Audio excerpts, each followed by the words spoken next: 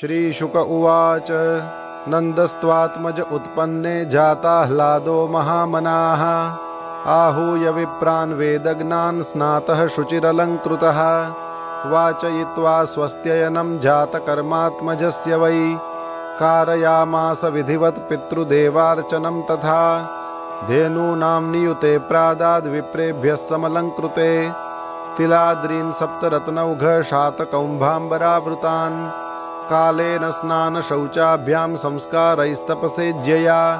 शुध्यन्ति दानैः सन्तुष्ट्या द्रव्याण्यात्मात्मविद्यया सौमङ्गल्यगिरो विप्राः सूतमागधवन्दिनः गायकाश्च जगुर्ने दुर्भेर्यो दुन्दुभयो मुहुः व्रजः संमृष्टसंसिक्तद्वाराजिरगृहान्तरः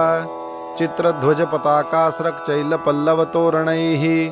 गावो वृषा वत्सतरा हरिद्रातैलरूषिताः विचित्रधातुबर्हस्रग्वस्त्रकाञ्चनमालिनः महार्हवस्त्राभरणकञ्चुकोष्णीषभूषिताः गोपाः समाययुराजन्नानोपायनपाणयः गोप्यश्चाकर्ण्यमुदिता यशोदायाः सुतोद्भवम् आत्मानं भूषयाञ्चक्रुर्वस्त्राकल्पाञ्जनादिभिः नवकुङ्कुमकिञ्जल्कमुखपङ्कजभूतयः बलिभिस्त्वरितं जग्मुः पृथुश्रोण्यश्चलत्कुचाः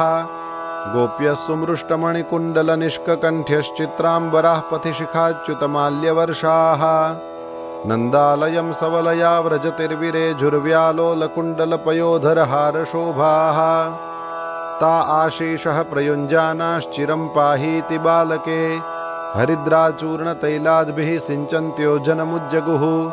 अवाद्यन्तविचित्राणि वादित्राणि महोत्सवे कृष्णे विश्वेश्वरेऽनन्ते नन्दस्य व्रजमागते गोपाः परस्परं हृष्टा दधिक्षीरघृताम्बुभिः आसिञ्चन्तो विलिम्पन्तो नवनीतैश्च चिक्षिपुः नन्दो महामनास्तेभ्यो वासोऽलङ्कारगोधनं सूतमागधवन्दिभ्यो यन्ये विद्योपजीविनः तैस्तैः कामैरदीनात्मा यथोचितमपूजयत् विष्णोराराधनार्थाय स्वपुत्रस्योदयाय च रोहिणी च महाभागा नन्दगोपाभिनन्दिता व्यचरद्दिव्यवासहस्रकण्ठाभरणभूषिता तत आरभ्य नन्दस्य व्रजः सर्वसमृद्धिमान् हरिर्निवासात्मगुणैरमा क्रीडमभून्नृप।